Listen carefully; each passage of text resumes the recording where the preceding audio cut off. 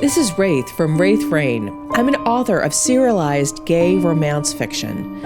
Every week on this podcast, I'll be reading a chapter from one of my gay fantasy shifter serials called Dragon's Reign. I'll explain at the break how you can find out more about this story and others I write. So let's get to it.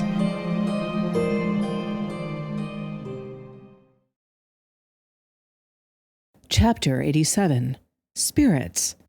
Caden's tough words to Valerius were slightly belied when, after he turned off his phone, tossed it to Wally, he then couldn't shift.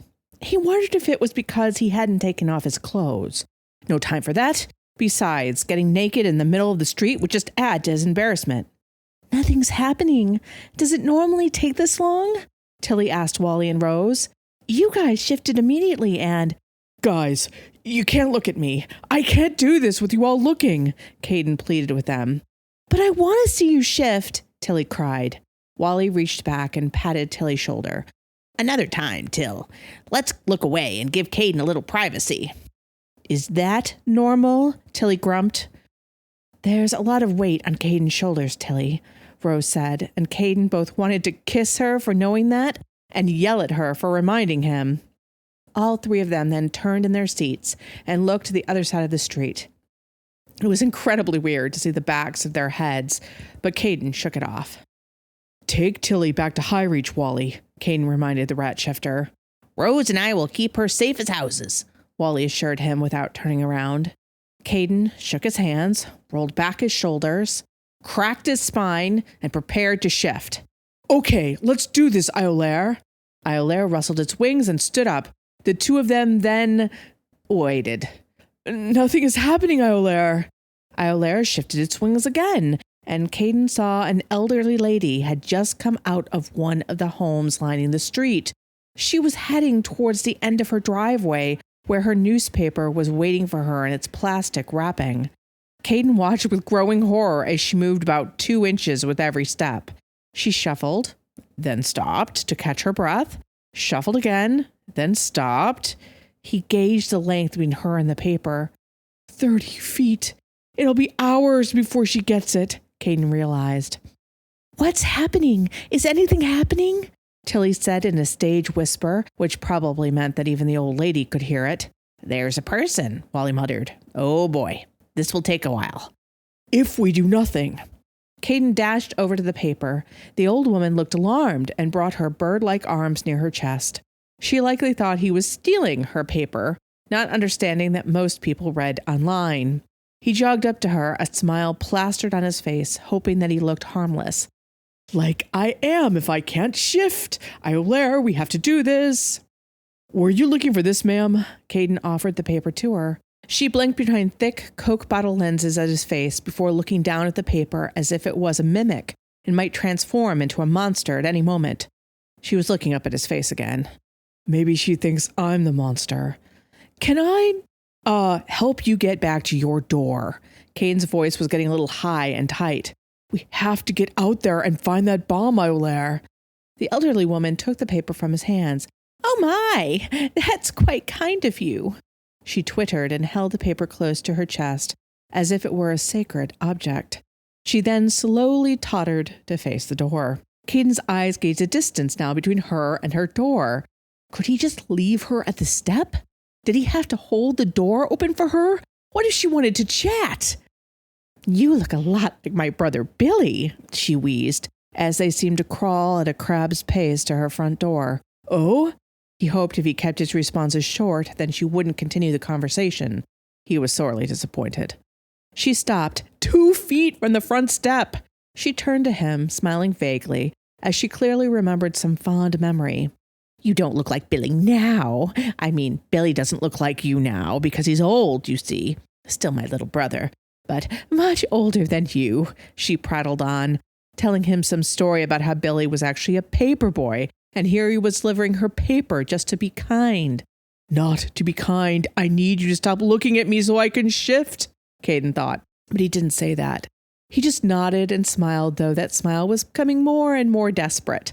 As the story, or stories, went on, she was now telling him how Billy actually became a reporter and actually wrote for the paper he had delivered for.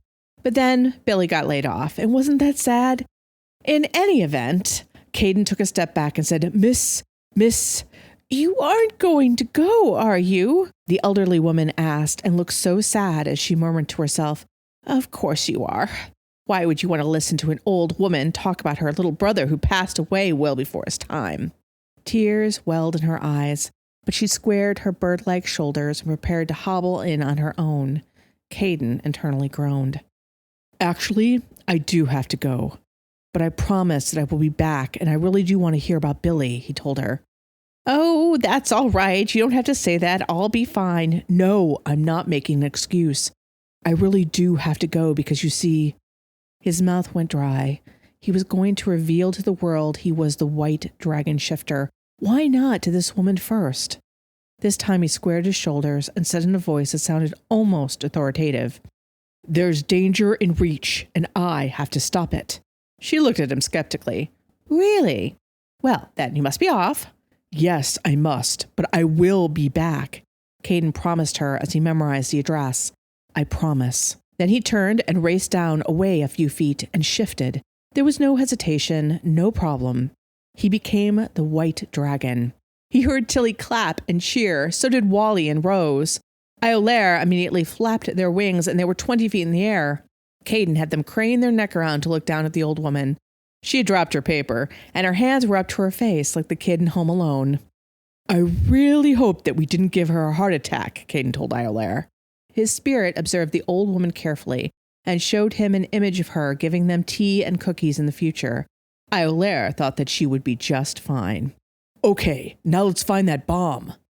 Iolaire took them higher into the sky and turned them towards Reach's main entrance far below. The parade route for King Anwar would follow the main curving road that went from the entrance to the gates of High Reach. Already the route was lined with people, at least a dozen deep. Despite all of the bomb threats and the deaths, people were still out in force to greet the Silver Dragon. The popular dragon shifter whose territory encompassed the Middle East and more was known for his style, beauty, and sparkling wit. He had turned an area known for its conflicts into one that was mostly peaceful. Viewed as a god by many in the region, he was a beneficent one at least. He ruled justly, and, while not as forward-thinking as Queen Jahara in some respects, he had instituted human rights for all in his territory. Many of the practices and laws that had made women second-class citizens in many of the countries he ruled were now gone. The social stagnation that had kept power in the hands of the few was relaxed. Oil revenue was still important, but he was shifting his territory's economy towards renewable energy and biotechnology. He was intent on making some of the deserts into gardens once more. King Anwar's name meant brighter or more luminous in Arabic, and that was how he spoke of the future. He gave people hope. And now he might be walking to death, Caden thought grimly as he and Iolaire began to fly the parade route. I don't see spirits, Iolaire, do you? Caden wasn't sure exactly how this seeing spirits thing was supposed to work. He hadn't seen any before, and holy smokes, how did you do that? Caden gasped, and suddenly he saw balls of light dancing in the breeze and bouncing along the rooftops and darting in and out of homes. Are those all spirits? There are so many of them. Truthfully, there looked to be enough spirits to join with each and every citizen of Reach, and that was just in the city. A brief glance outside of Reach's walls showed that the density of spirits was less, but there were still a ton. It was a sobering sight. Iolaire, the spirits understand if they join with every human that there won't be any more humans ever again, right? No babies. That's the trade-off for immortality. Iolaire hooted sadly that yes, the spirits did know, but some of them wanted to be in this world so much that they might not hold back, if there were enough deaths. Iolaire did not have to end that sentence. Caden understood. The Faith's plan would tempt the spirits just as much as they hoped it would. Except now the Faith doesn't have to do the dirty work. Humans First is doing it for them. Caden gritted his teeth. Come on, Iolaire, we've got to find that bomb. Did you know that you can get some of my gay romance books for free? Every month, I have at least one book free to download, right from Amazon, so you can easily read it on any device.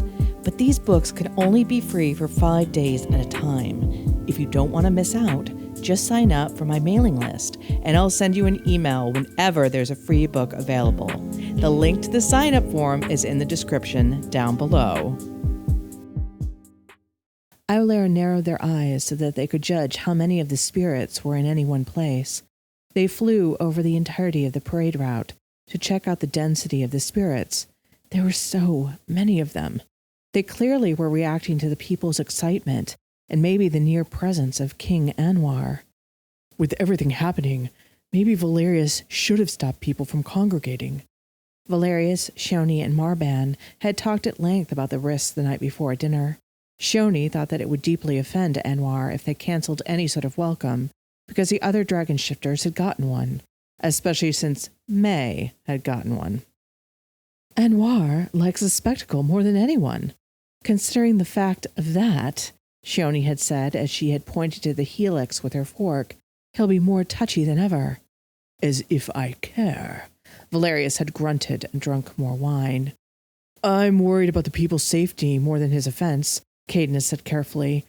Maybe if we just explain to him. He does not listen to explanations. Not at first. He merely feels the offense and blocks out everything else, Shoni answered with a sad smile. I want all the dragon shifters here to discuss a way forward. But if he has such thin skin, then maybe it's best if he doesn't come, Caden stated as he gripped his wine glass so hard he snapped the stem. Everyone had looked down at that. Caden flushed. Sorry, just the dragon shifters are supposed to be adults in the room, right? And some of them are acting like kids. Shoni smiled.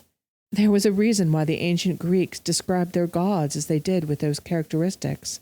I'm afraid that the nature of all beings who hold great power can become rather ridiculous, if not carefully reminded of their fallibility.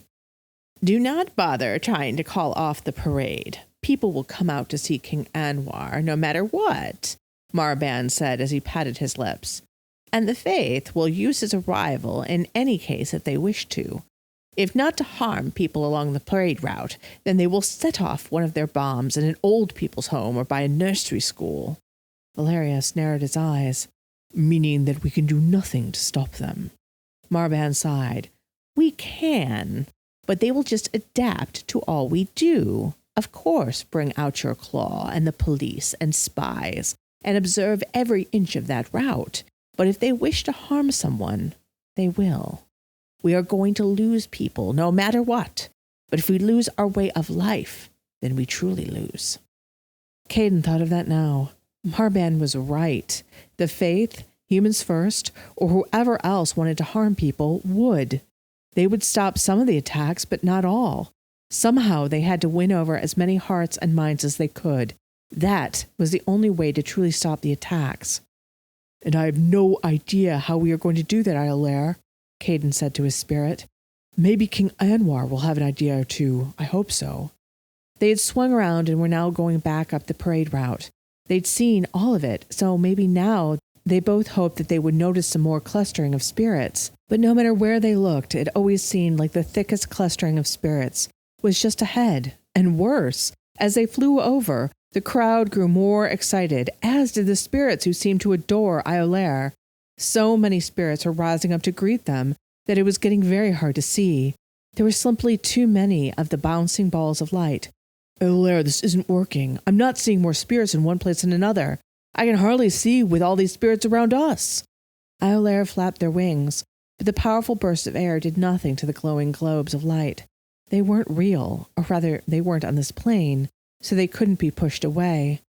Panic flooded Caden. It was one thing to talk about the inevitability of people being hurt, how one couldn't save everyone, how hearts and minds needed to be changed, how Marban's people would get into these groups and rot them from the inside out in time. Time they simply did not have right now. He had told Valerius not to come out, but now he was wondering if he had made the biggest mistake ever, thinking that he and Iolaire could do this on their own. We need to... But Caden was cut off by the sound of silver horns from the entrance to Reach. Iolaire whipped their head around. The road outside of Reach had appeared deserted, which was strange on such a beautiful sunny day when a dragon shifter was to arrive. Caden had simply hoped that King Anwar was late. But in that moment, as Iolaire twisted them around to see a massive line of vehicles on the road, They were all black Mercedes except for the first one, which was a silver color, the exact same shade as King Anwar's dragon, Evren. And it was at the front of the line. How did he just appear there, Iolaire? Caden asked his spirit in mystification, until he remembered, oh God, of course, he can distort light, make himself and others evidently invisible, as well as weaponize it. There was a large sunroof on King Anwar's car, and the king himself popped out of it, standing on his seat so that he could see and wave to the crowd. His short, dark brown hair was combed back. A full but neatly trimmed beard covered his strong jaw. He wore long purple robes with a deep fuchsia wrap over one shoulder. King Anwar reached down into the cab of the vehicle and emerged with a heavy sack that he held up for all to see. He said something that had the already cheering crowd cheering louder. He dipped a hand into the sack and threw a handful of something to the people who immediately got down to pick up whatever it was. And King Anwar wasn't the only one sending these little golden discs to the crowd. Every vehicle's doors opened and a shower of gold coins, real gold coins, dazzled the crowd.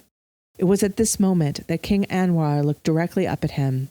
He was smiling broadly as he spread his arms wide, spraying coins everywhere as if to say, see how generous and wealthy I am. You could have had all of this. You could have had me throwing everything you've ever wanted at you and your family and friends. But Caden knew in his heart that he only really wanted Valerius, his gruff, grumpy dragon king, irritable, short-tempered, generous, brave, wonderful Valerius.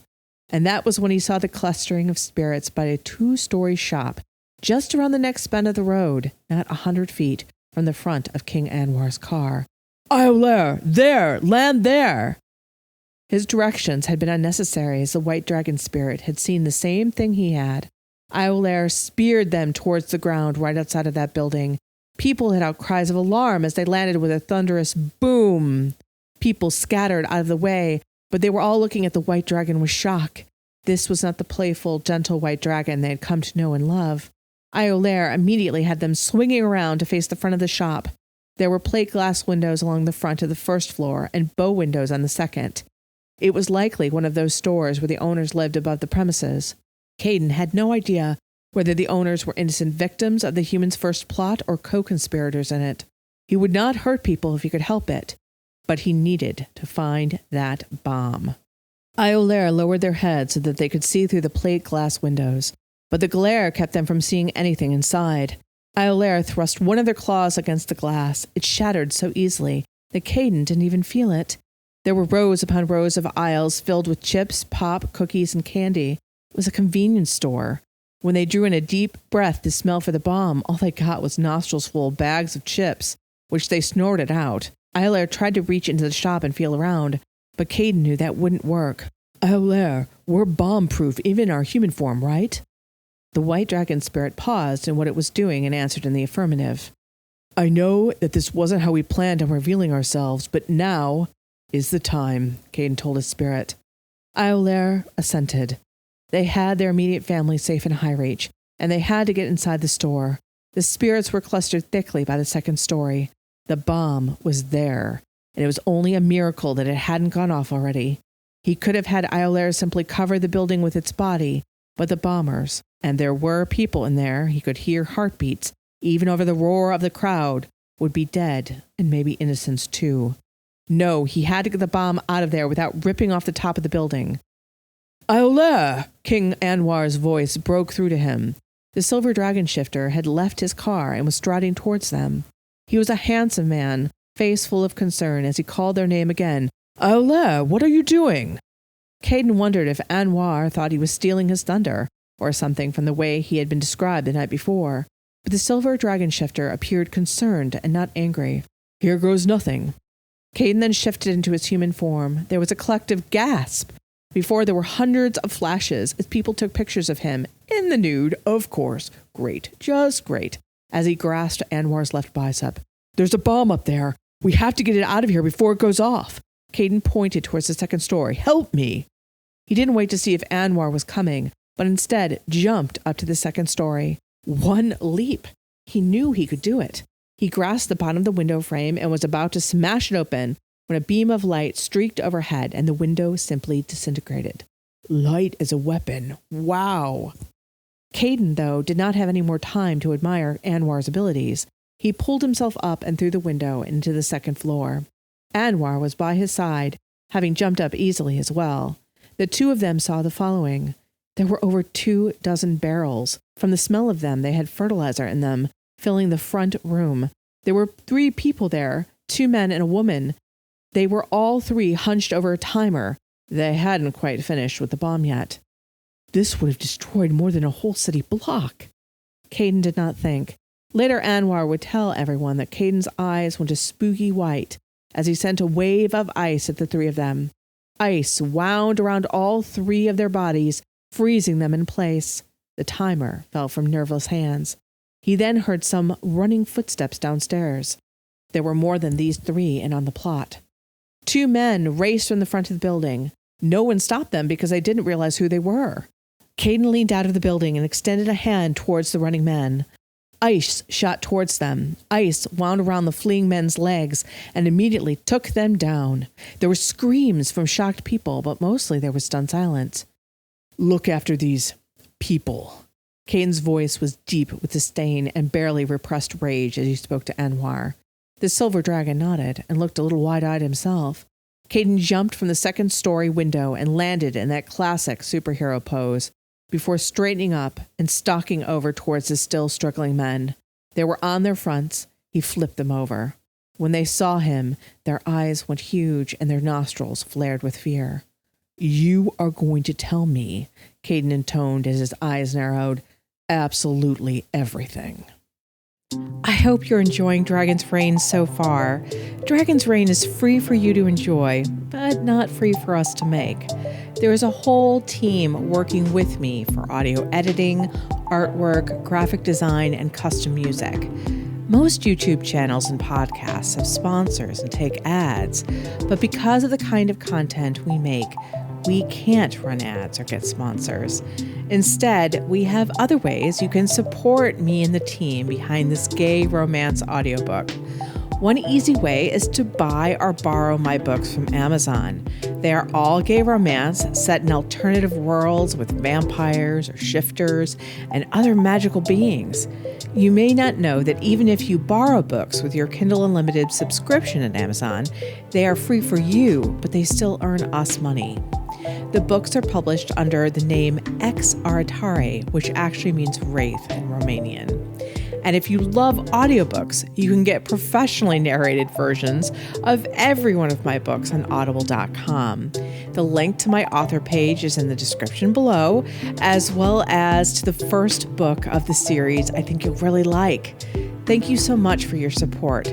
People like you enable me and the team to keep writing these stories of gay romance, magic, monsters, and true love, and producing this very fun podcast for everyone. Thank you.